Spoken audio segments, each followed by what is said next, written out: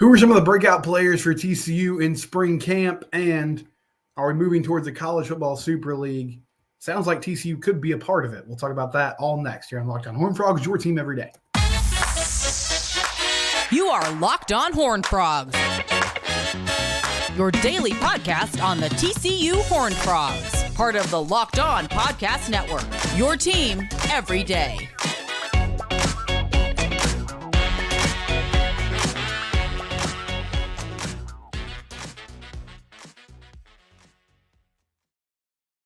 Locked On Horned Frogs, your team every day. We're free and available wherever you get your podcasts. You can subscribe to the show.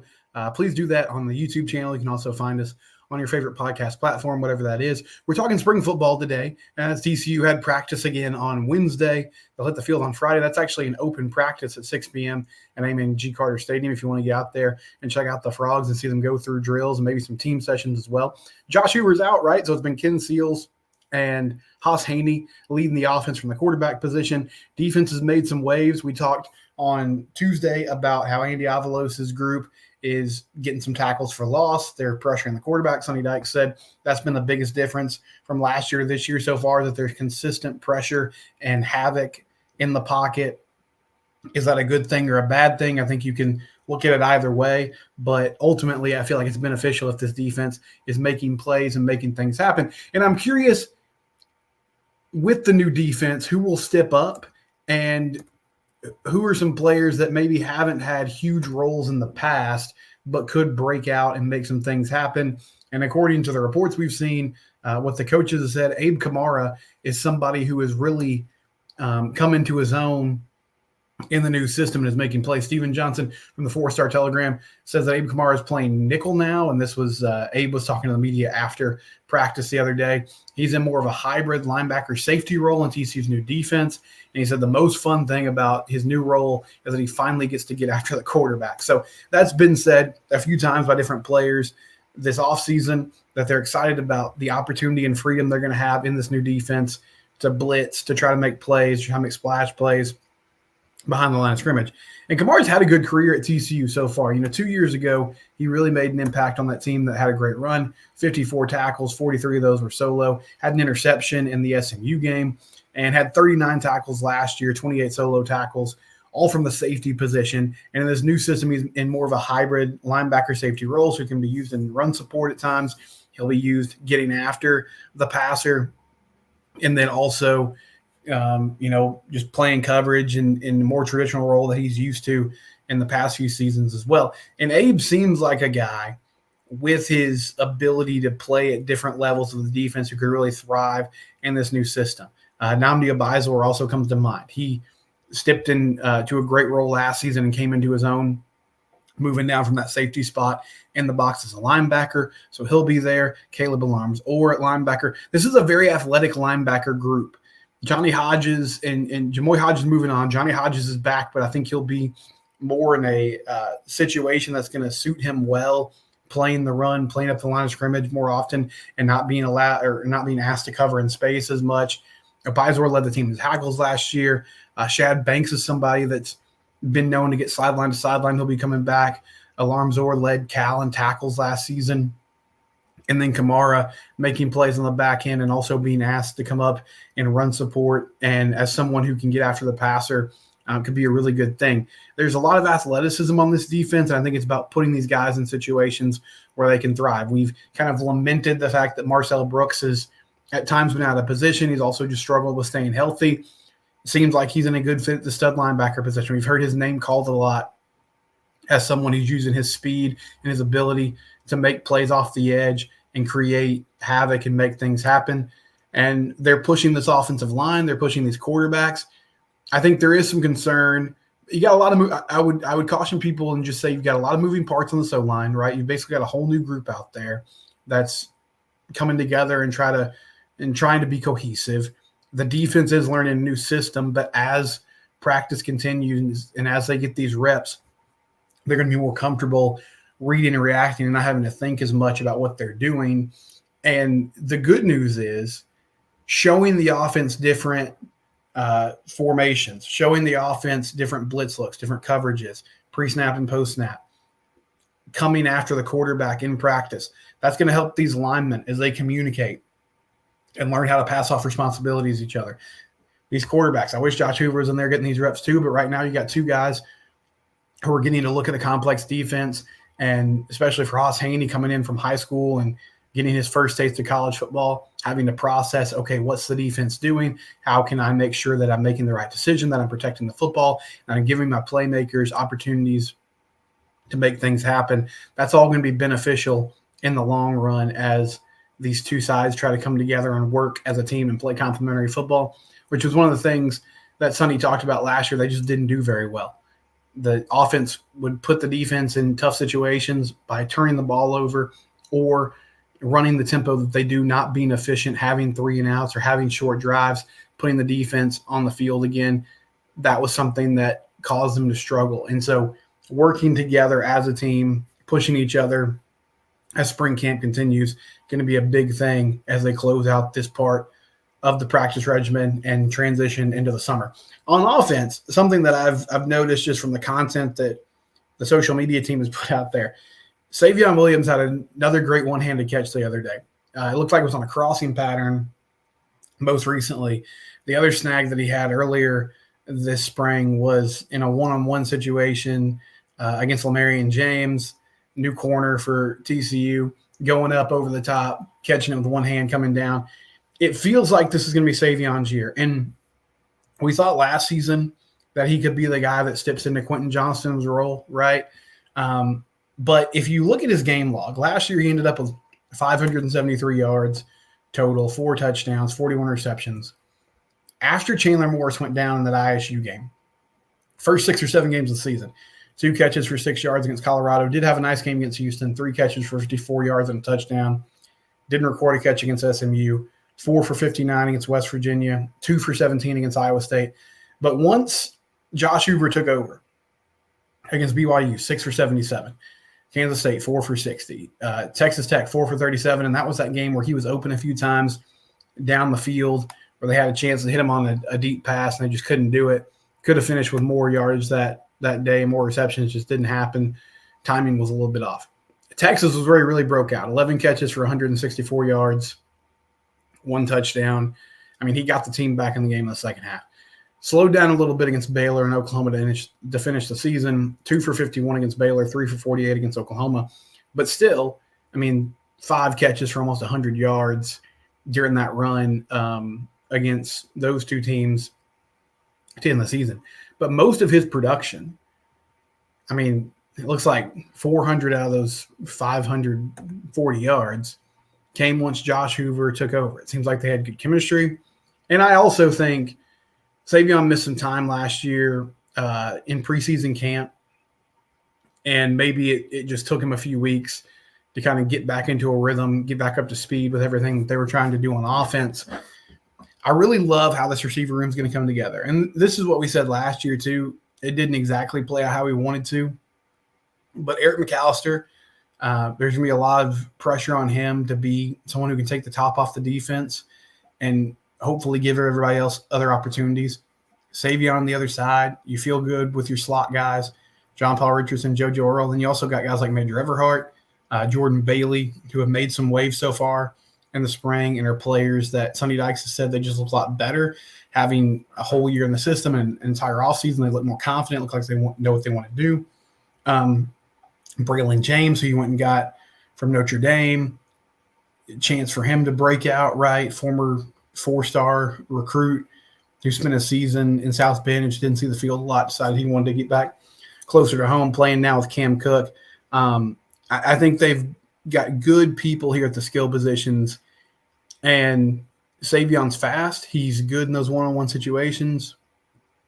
I really feel like this is going to be an outstanding year for him coming up. And so those are two of the players that have stood out most recently. And I was also thinking the other day, okay, who are they going to go after in the coming weeks when this portal window opens up again?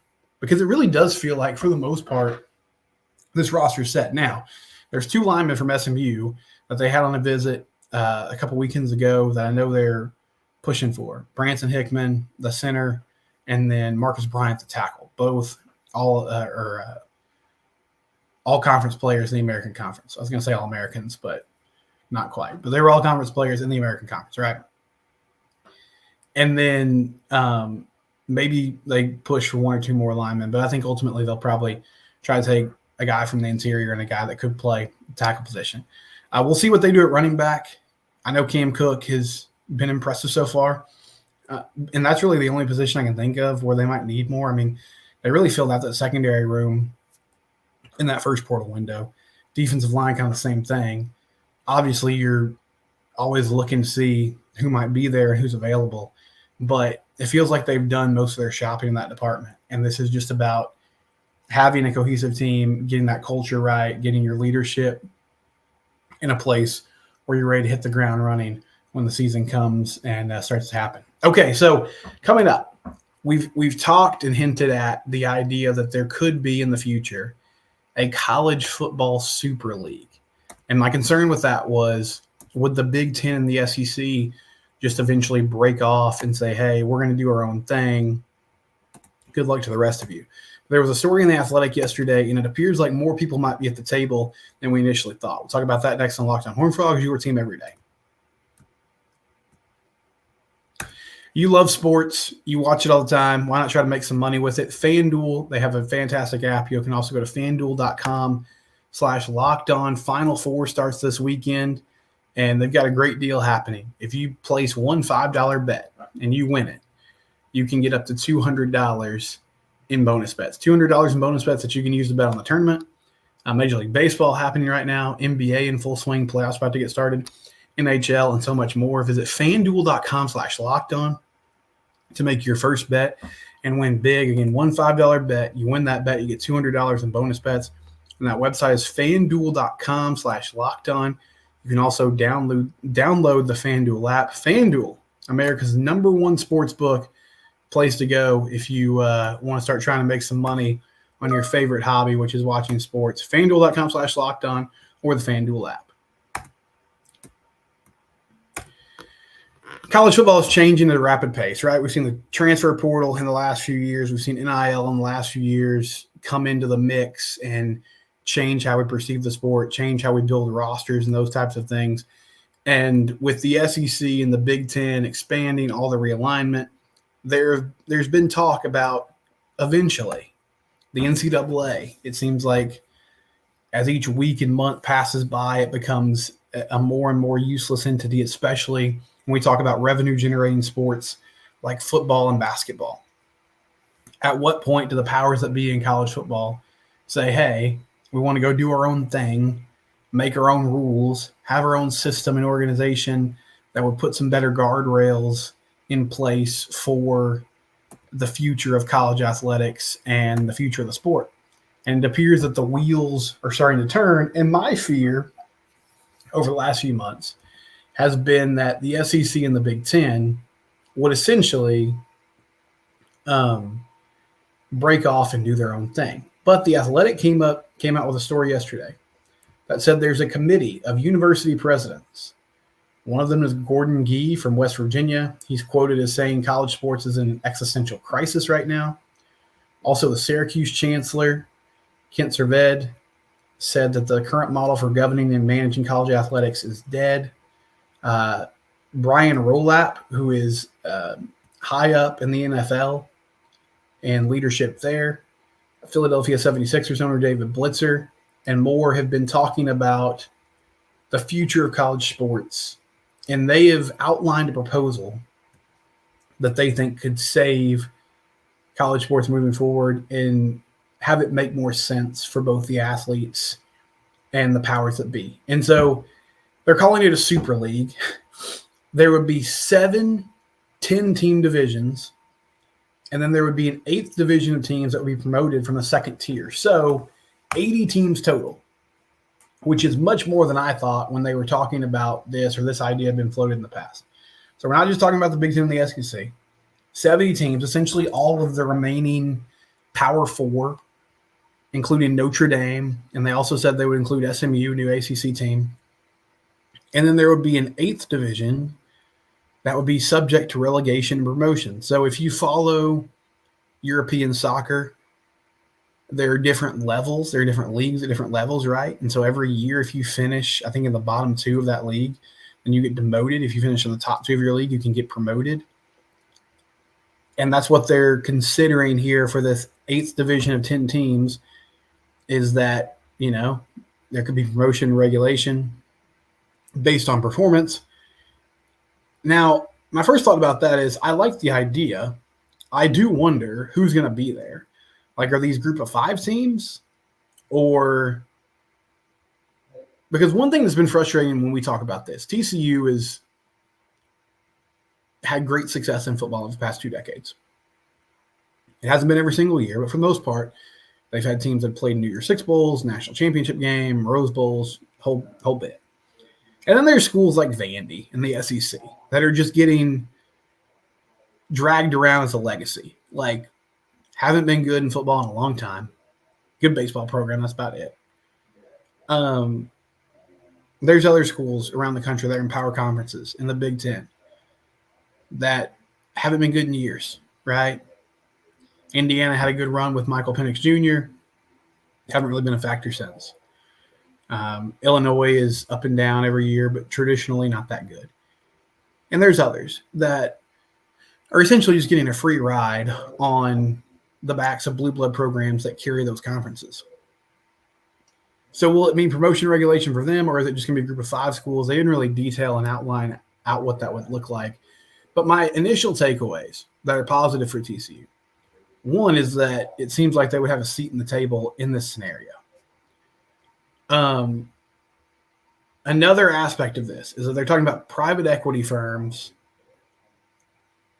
throwing in some cash to at least get conferences and schools started. Conferences would go away, by the way. These would be divisions, and it wouldn't be like the Big 12 anymore. And the playoffs would be 8 division winners and then 8 wildcard teams, so 16 totals. It would be essentially like the NFL. You play out your schedule. There are tiebreakers like the NFL. There's 8 division winners. There's 8 wildcard teams. That determines where you go and who you are. And NIL or payment would be directly to the student athletes from the schools. And I would hope in this situation that we would be talking about having better organization and rules in place. Because one thing right now, I'm all for player autonomy, right? At the same time, in the NFL, you have contracts. In college football right now, everybody's a free agent every single year. That's just not sustainable. And it's not great for the model of college sports. And I understand, coaches can move too, and that makes a huge difference. But I would think in this model, there would be some contracts in place. The other question I wonder is, if they did this, would there be a salary cap of some sort? Because if not, then the big schools will just continue to spend obscene amounts of money to load their rosters. And I think there would still be a pretty big gap in competition level from division to division. But if you had some sort of salary cap in place, then it would incentivize teams to spend their resources wisely. And it would also keep somebody from just spending $1 billion on a roster to put a super team together and try to win a championship every year. It sounds like we're still a long way away from this happening because there's so much litigation within college sports right now, and also TV deals that are running through the 2030 season, in the ACC's case, 2036. So those TV partners would have to renegotiate those deals if we were going to get this done soon. I think the biggest takeaway, if you're a TCU fan or a Big 12 fan, is that at the moment, it sounds like the Big 12's at the table. And that is something that I didn't know if it was going to happen when we were initially talking about this, because it sounded like the Big Ten and SEC were going to kind of thumb their noses up at everybody else and say, hey, let's just go do our own thing. And if you're not on board, then sorry for you. You got to figure it out on your own. But I'm skeptical that still could happen. But at least at the moment, these discussions are happening across college sports. And it's not just 1 or 2 conferences that have a monopoly on what the future of the sport is going to bring. And so I think that's a really positive thing for TCU moving forward. And I hope it stays that way for the Frogs and for other Big 12 schools, that they'll actually have an opportunity to be at the table when the winds continue to shift and change in college athletics. We'll get some audience reaction when we come back and wrap things up. It's Locked On Horned Frogs, your team every day. Are you looking for something, an upgrade to watch the Final Four on this weekend? Maybe you should try an Amazon Fire TV. You can go to amazon.com/LockedOnFireTV and check out the different models they have.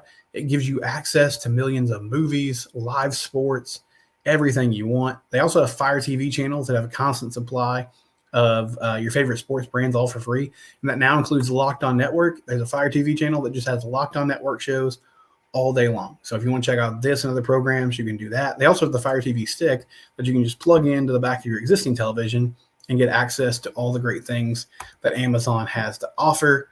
MLB, NBA, all the live sports you want, streaming services, movies, shows. Check it out on the Fire TV channels, on Fire TV and Alexa devices. If you haven't checked out Fire TV channels, you should. Learn more at www.amazon.com/LockedOnFireTV. Again, that's amazon.com/LockedOnFireTV, or get the Fire TV stick.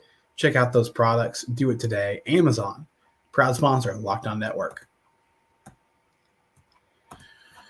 So a few days ago, I talked about how the TCU defense was making some havoc happen. Well, actually, let me start with this. So we've been talking transfer portal with TCU basketball. One of the guys they've been chasing after, Doug McDaniel, he unfortunately committed to Kansas State yesterday. Doug was at Michigan for the past few seasons. Good shooter, 41% from the field, 16 points a game, 5 assists a game, solid point guard who can score and run your offense. So Frogs missed out on that one. He's going to join Jerome Tang in Kansas State. Dante Maddox is a player they had on a visit, guard from Toledo. He's getting heavy interest from a lot of different schools, but they're going after him.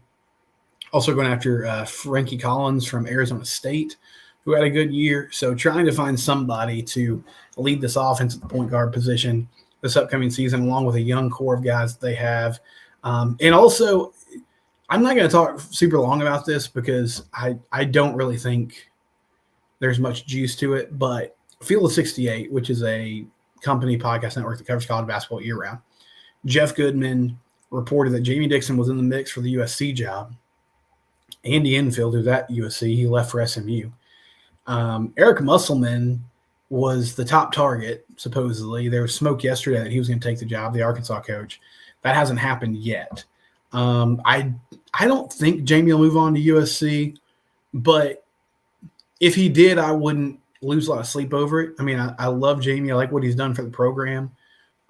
If he decided it was time to move on, I think TCU's in a good spot where they could go find somebody who can continue the momentum that he has here. I guess that could be famous last words. That's just sort of where I'm at the moment. But I'm also not super concerned about it because I just don't get the impression that it's actually going to happen. But we'll watch that over the next few days and see if there's more mutual interest between those two parties. But Doug McDaniel, who they were recruiting in the portal, he ends up at Kansas State from Michigan. But we talked about the TCU defense causing havoc in spring camp. And I said, is this a good thing or a bad thing? Is this, positive thing that they're making this happen? Or is this, oh no, the offense is struggling so far? Devil Frog says, as long as their disruption translates to the season opponents, it's a good thing. Yeah, I mean, it's got to carry over, right? Like, you don't want it to just be they're feasting on an offensive line that's in transition and on some backup QBs that are running the offense right now. Hopefully it's something that we see through the year. And I think we're going to see a more disruptive defense in general this year. Tanner McKinney said, I think it's good that the defense is doing so well, give the offense a chance to get better and find weaknesses and work on them. Yeah, that's where I'm kind of at. I feel like it's ultimately a really good thing for the offense that they're getting to see different looks and some complicated defenses and aggressive defenses, because they can watch that film and be like, okay, here's how teams are going to attack us. Here's how we can respond to that. Here's how we can handle these blitzes or handle these coverages or understand better how to run plays to beat these things, because we saw last year, especially once they kind of went to more of an air raid scheme with Hoover at QB, that teams were coming after him hard. And so, that's going to be something that teams continue to do until TCU shows they can stop it. Justin says it's a great thing. They know the last 2 years have been subpar, to put it mildly. I just hope they aren't looking good simply due to Hoover being out. I don't think it's just that. Now, they did get a lot of interceptions the other day, And it sounds like there were some bad decisions that were being made at the QB position, but it's just one practice, right? I don't think it's solely because of that. I feel like it is just partly because you've got a more aggressive defensive play caller who's getting after it. I'm glad the D-line's getting after it, and I'm glad Josh Hoover is not throwing picks. It's a win-win. Yeah, I mean, I wish he was getting those reps out there, but I guess if you're going to have an offense that's turning it over, maybe it does give you some peace of mind that Josh is not out there currently and the offense is not at full strength and not looking like it will during the rest of the season. We'll be back tomorrow to wrap up the rest of the week. TCU baseball series with Cincinnati coming up. They dropped a midweek game to UTA. That was disappointing. We'll have more coverage of that tomorrow. It's Locked on Horned Frogs, your team every day.